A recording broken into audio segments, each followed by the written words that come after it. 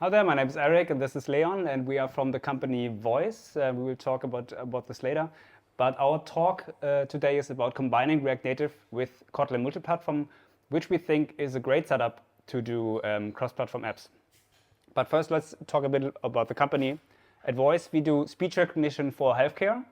So we've built an app where a nurse can speak freely into the application. We transcribe the text and create the structured medical record from the transcription. And then we transfer the electronic healthcare record into the existing system in the facility via integrations. And yeah, that's how it works. And we are already supporting over 10,000 nurses and have created over 10 million medical records with our application. And we use a custom speech recognition system that we've custom built and fine-tuned for the healthcare use case.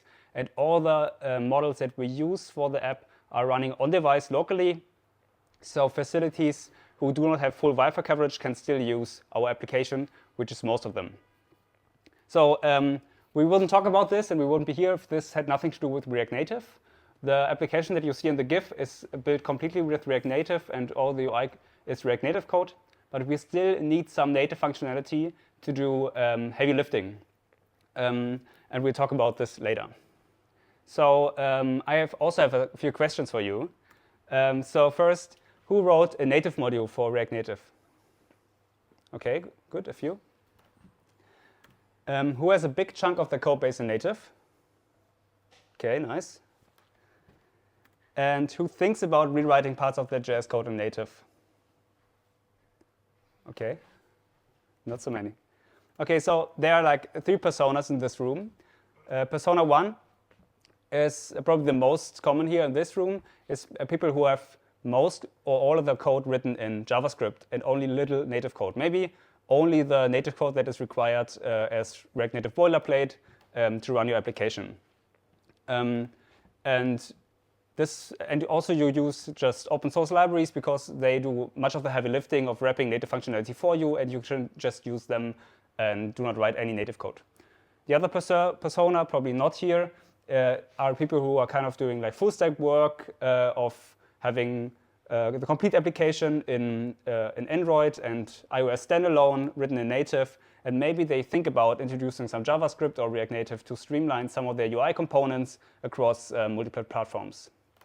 And persona C kind of mixes JS and native code and uses whatever fits their needs at the moment.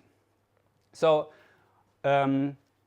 native modules are the thing in React Native that allows JavaScript and native to communicate. And there are many native modules that are just that are like pre-published into React Native, like all the components.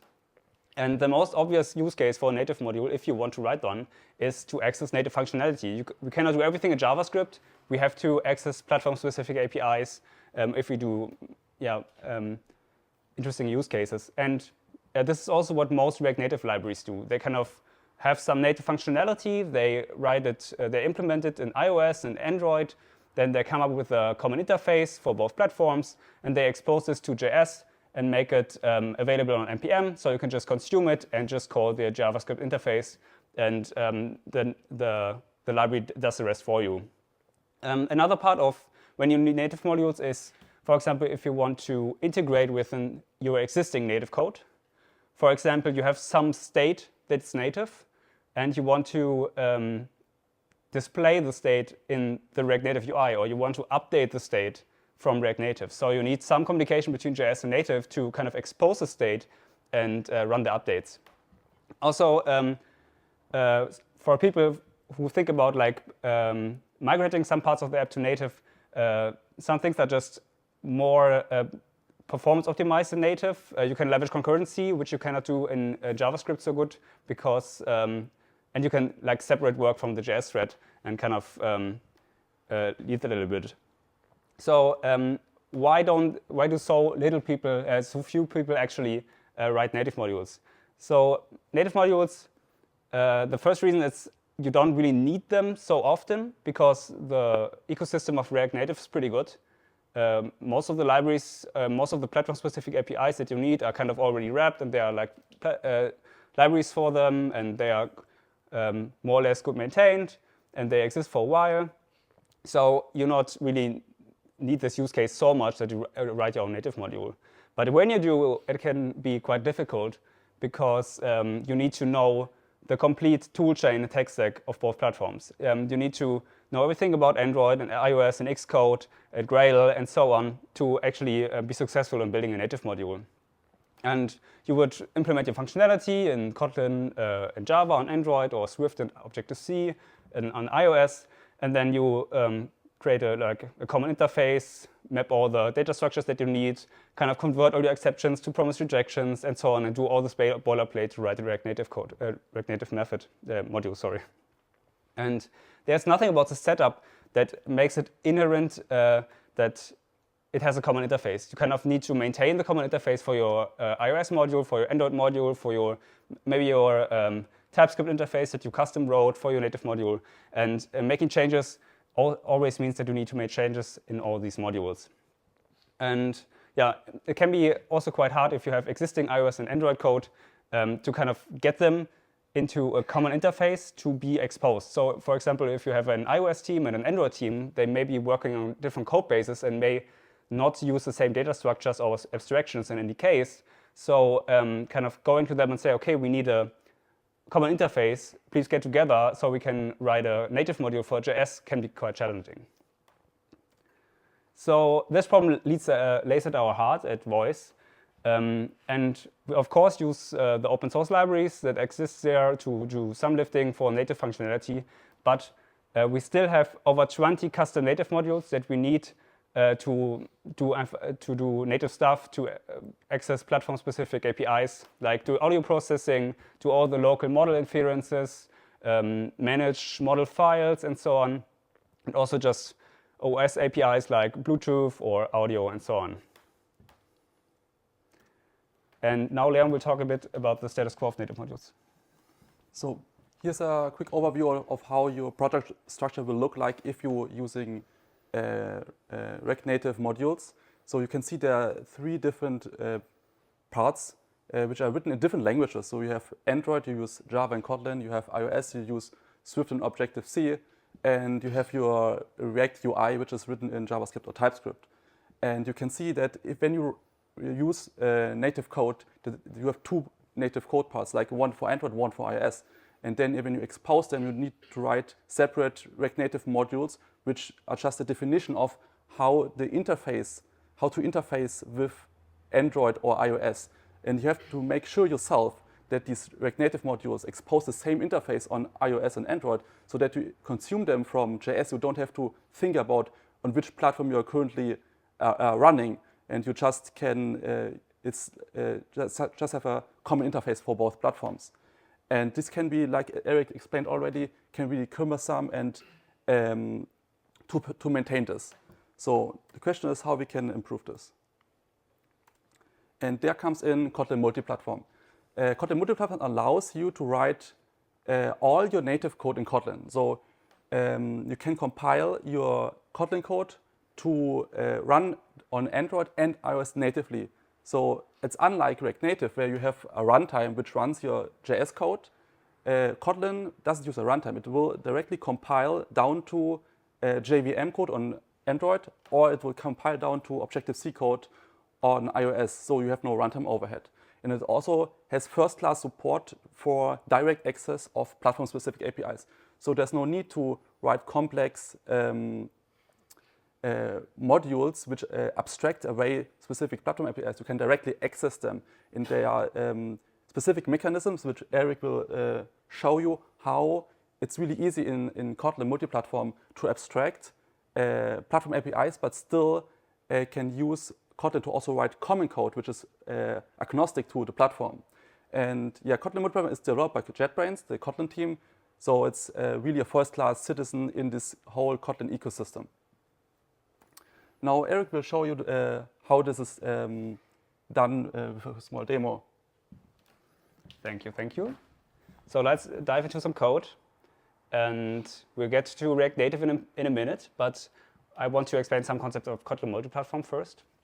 So here we are in a Kotlin file, in a Kotlin Multiplatform project that's kind of linked and in the same project with our React Native stuff. And this file is in the folder common main.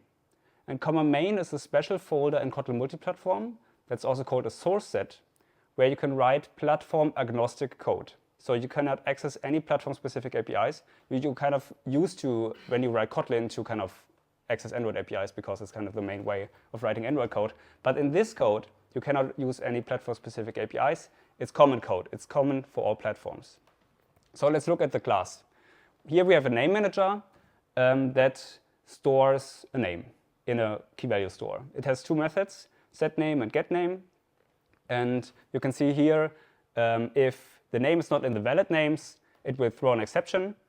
And if not, then it will call the persistent config and set this kind of a key value store and just set the name to the value. And we can also retrieve the name using getName. So internally, this uses persistent config. So what's persistent config? And persistent config here is defined below. And you can see it's kind of like an interface that defines setConfig, getConfig, and it looks like a key value store. And you can see the keyword expect here. And expect before a class in Kotlin Multiplatform means that we expect that there's an actual platform-specific implementation for this API. So I can go into Android, for example, and you can see this is the actual class for persistent config. And now we are in the Android main source set. In this source set, we are able to access platform-specific Android APIs. So how would I implement like a key value store on Android? It would be to use shared preferences. So I just implement the interface using shared preferences, and just implement setConfig and getConfig. Now I need two hands for my shortcuts. Thank you. Now I'm back in common code and can switch to the iOS main source set. And this is pretty interesting because usually when you write iOS code, it's Objective-C or Swift code. So, but this is Kotlin code in the iOS main source set.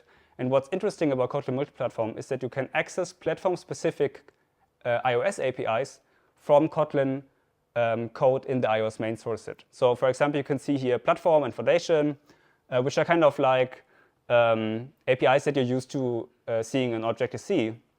But we can actually use them from Kotlin to implement our persistent config.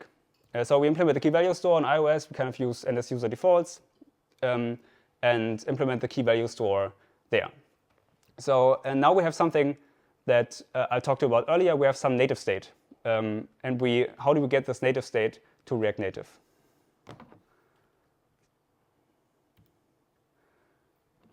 So let's get back here.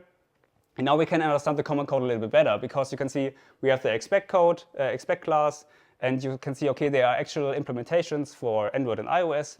And this is kind of cool because now we can kind of interleave or write platform agnostic code in Kotlin. And when we need it, we can kind of branch out and write platform specific code, but have a common interface that we can use in platform agnostic code.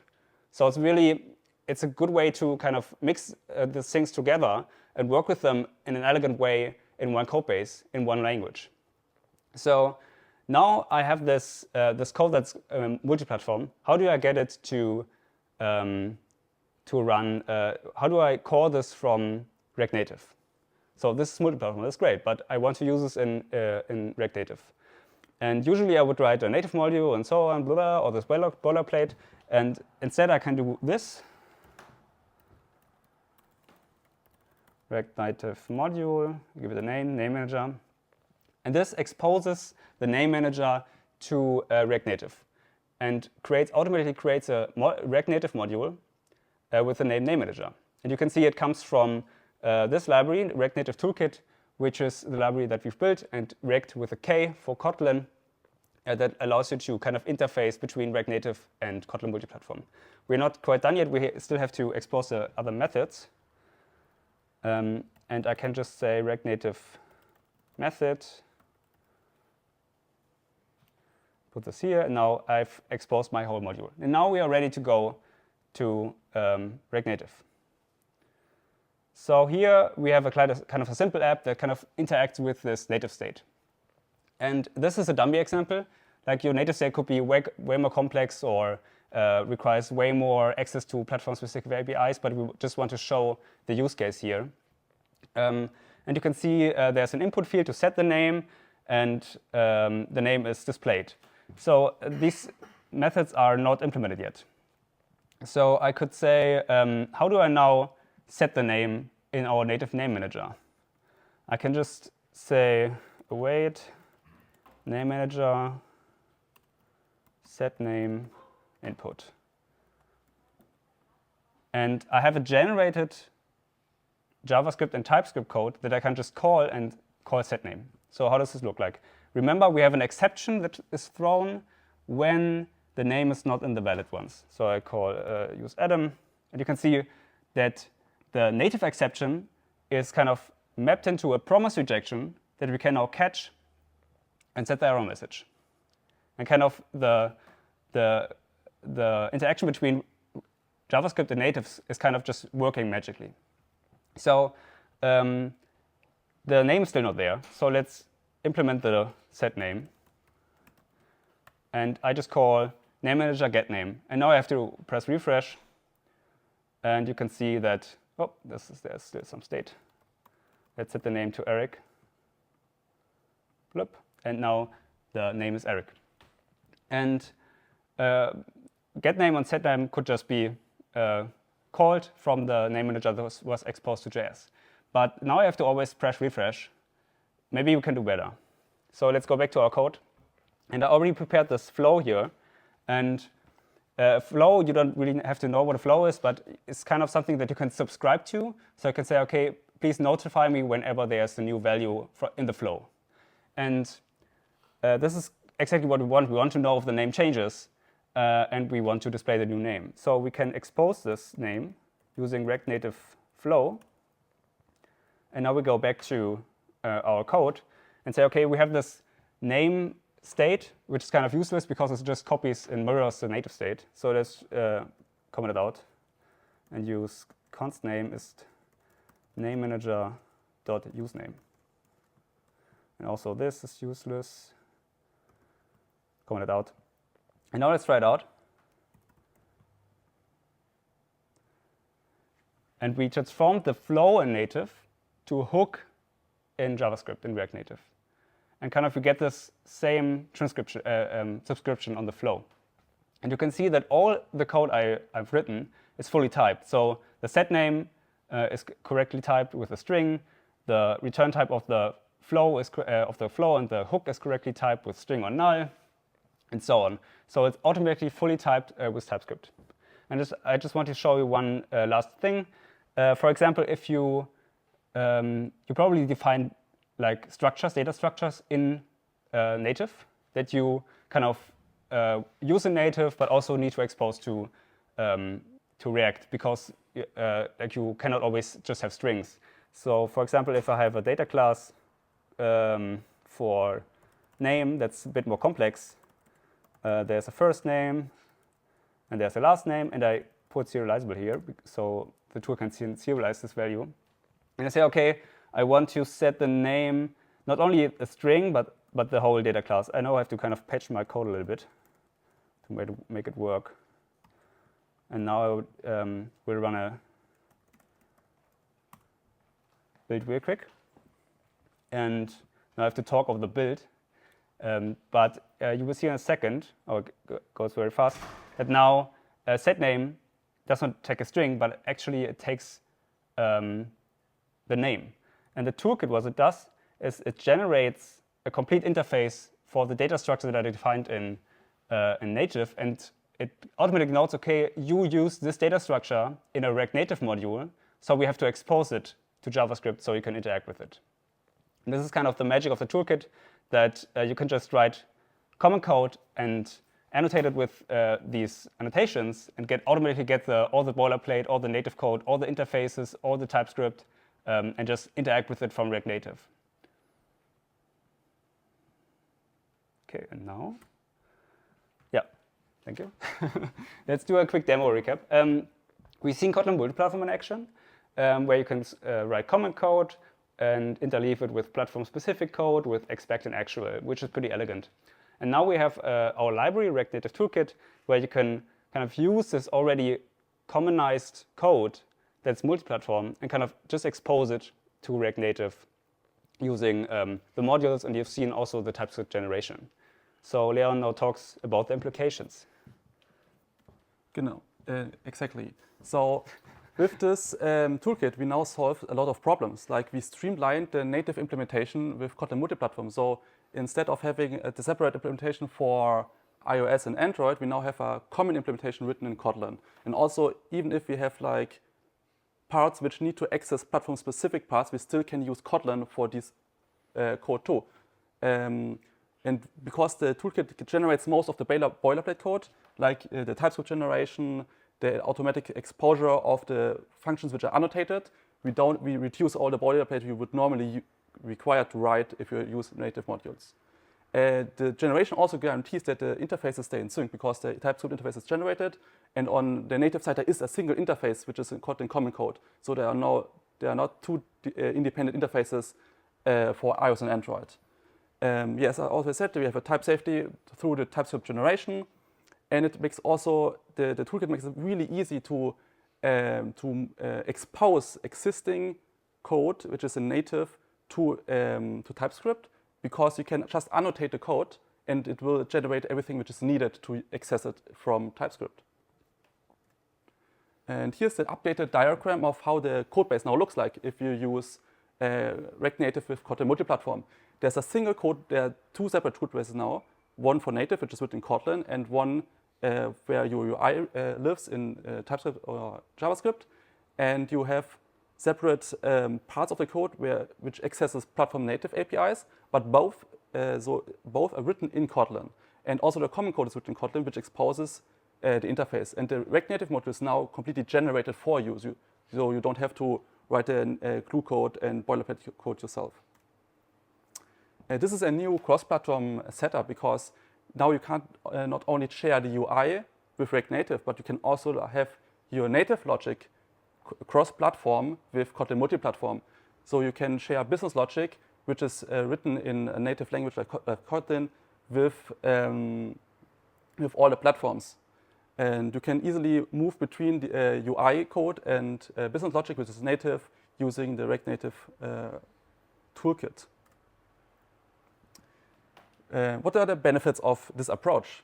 Of course, we have maximized the unification of Android and iOS native code, because we have a single code base where all this code lives, all the native code. We have a really high flexibility of deciding on a function level if we want to have this code in native, in Kotlin, common code, or we want to have this in JS. And you can really gradually migrate code. And there's also, because it's most of the boilerplate is now generated, there's not much. If you want to move some stuff from JS to native, you only have to move the code and not also generate more boilerplate to support the moving of the code, because all the boilerplate is generated for you. So the interop is really easy. So how can you get started? It's really easy to get started. Just check out the project on GitHub. We have a step-by-step guide on how you can set it up in an existing React Native project. And here's a QR code you can scan to get to the GitHub. Okay, with that, thank you very much. Check out the repository, leave us a star. And yeah, also Voize is hiring React and Kotlin engineers. If you're interested in working on healthcare, on speech recognition, and doing stuff for nurses, or also just find the setup that we built interesting, or you would like to write native code, then just talk to us. Thank you very much.